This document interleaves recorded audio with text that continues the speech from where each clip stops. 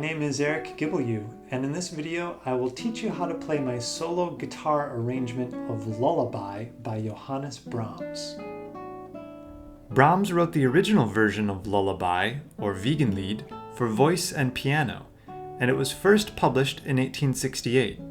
You can find links to my solo guitar arrangement of this piece in either standard notation or tablature in the description below. I've broken the piece into 10 parts, or phrases. Here's the first phrase.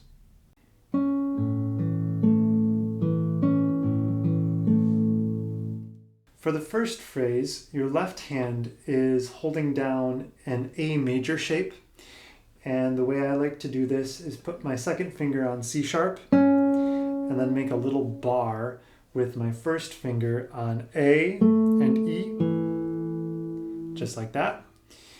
And I'm leaving the first string untouched, which is going to be important for the next phrase. But if you can set yourself up for that now, then you're in good shape. So that's what the left hand is doing. For the right hand, since this is a kind of introduction before the melody comes in this piece, I like to have my right hand playing tasto, so near the fingerboard, and very lightly. So something like this.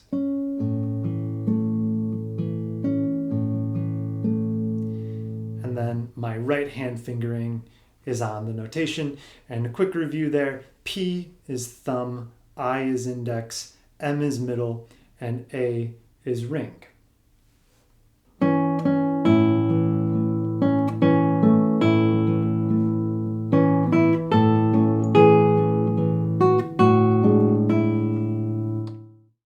So, in this second phrase, the melody comes in, and in the notation, the melody notes are all those with the stem pointing up.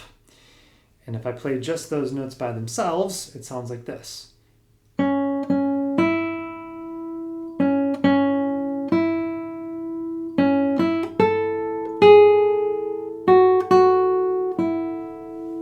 So that's the tune. And we want to play those notes a little louder so that they come through more clearly, and then play all the other notes, which are the accompaniment notes, more softly. And so this takes good right hand control, and a way to practice that is with my right hand control video exercise, and you can find a link to that in the description below. But when you do that, it sounds kind of like this.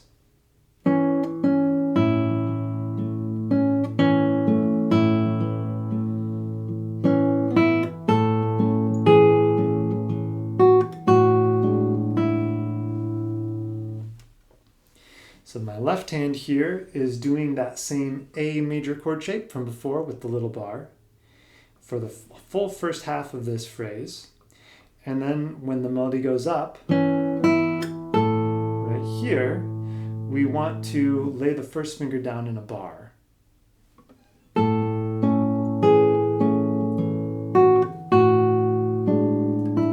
then we shift at the very end of the phrase into this chord shape.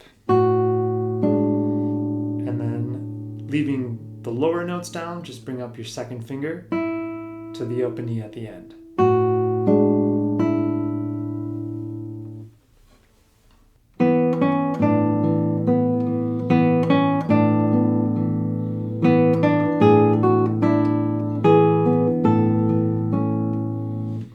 So phrase 3 is a kind of answer to phrase 2.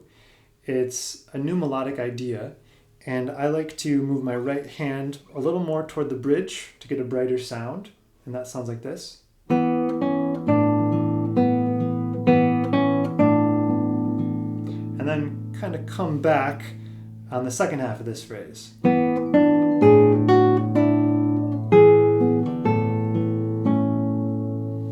Like that.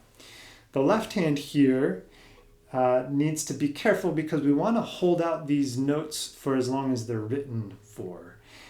So a little trick for the first half of this phrase is to leave your first finger down on E for the full first half. It just stays down.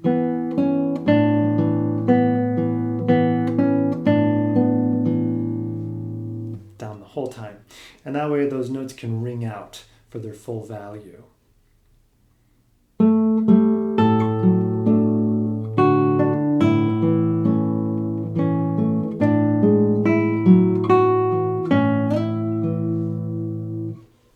fourth phrase starts with a bit of a stretch in your left hand. You have your first finger on A, and then your third finger will reach for G on the fourth string, down here on the fifth fret. So you have this. And you'll let that G ring out over the downbeat, and then it moves to F sharp right after that. Like so. Now next up we have a really neat bit of counterpoint between the upper voice, which ascends, and the lower voice, which descends. And the trick here, to make it sound really nice, is to let those notes ring for their full value. So again, this takes some good left hand control. And I have another good exercise video for just that purpose, which you can find in the link in the description below. But here's that measure in slow motion.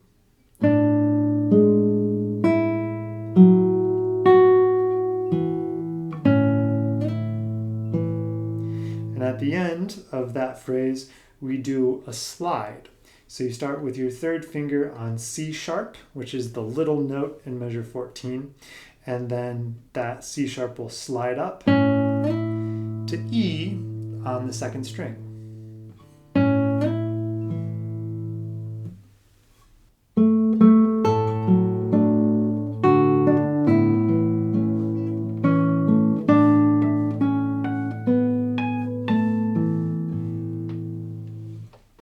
Now the fifth phrase starts off exactly the same as the fourth phrase, and then in the second half here we have right hand harmonics, which sounds like this.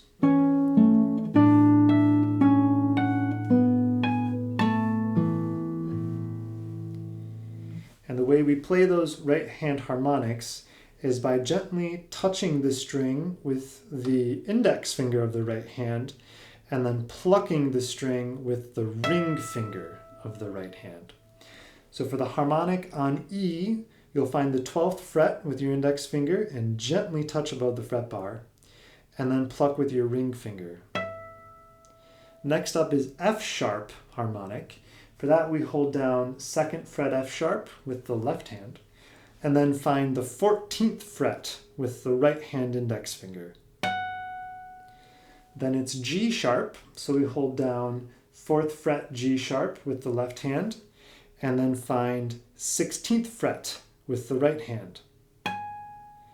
Then finally A, so that's 5th fret with the left hand, and 17th fret with the right hand.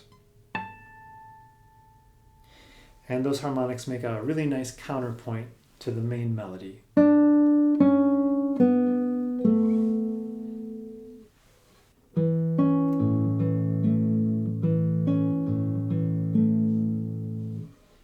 Okay, phrase 6 is basically the same idea as phrase 1.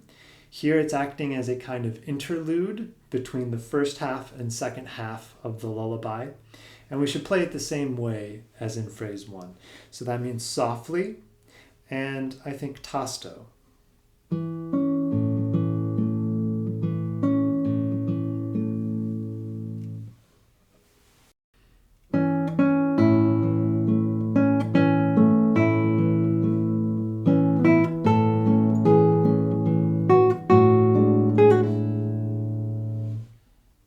Phrase 7 is pretty much the same thing as phrase 2, with the exception of the slur that's at the very end of this phrase.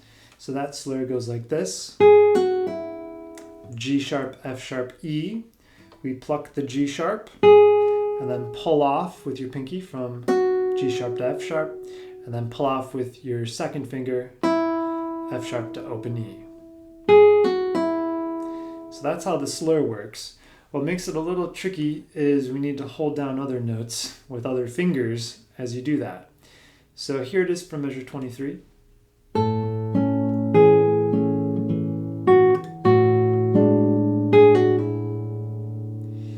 So there's another left hand control exercise to work on there. First finger and third finger stay planted, and then the slur happens with fourth finger and second finger.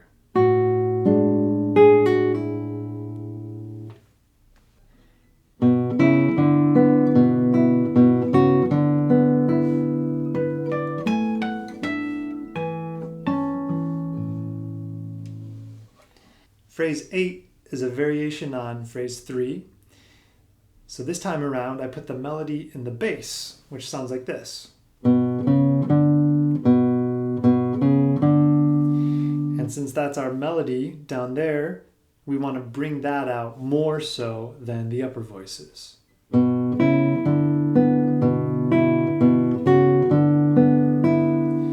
everything happening above it is just accompaniment. The main idea is in the bass, which you should pluck with your thumb. The second half of this phrase has more right hand harmonics, and that sounds like this.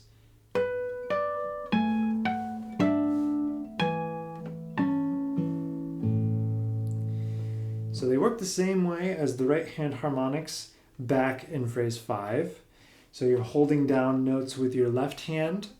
For example, down here, B with your third finger, and then we find B an octave above it at fret 16 with your right hand index finger, and then pluck with your ring finger.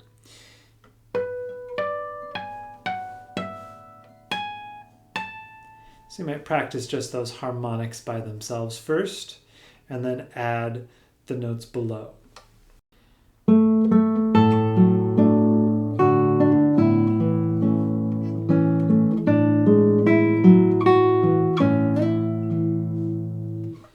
All right, good news. Phrase 9 is the same thing as phrase 4, so you just can do the same thing again.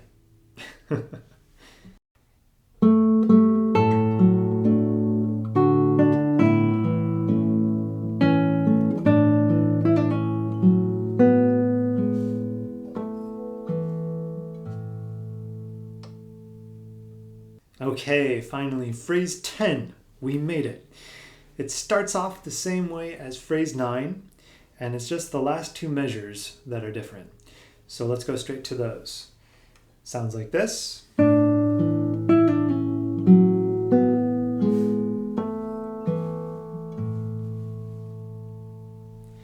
we have another slur, which are those little notes, E, D, C sharp.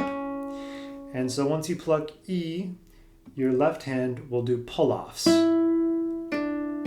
that.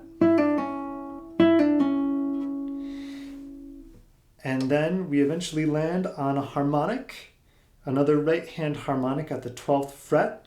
So find the 12th fret with your index finger and pluck with the ring finger on the 5th string.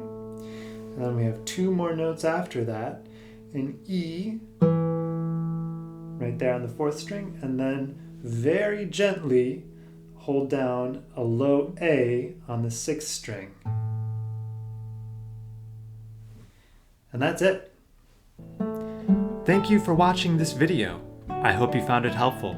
You can support this channel by purchasing sheet music, making a PayPal donation, or simply by liking and subscribing. Happy practicing!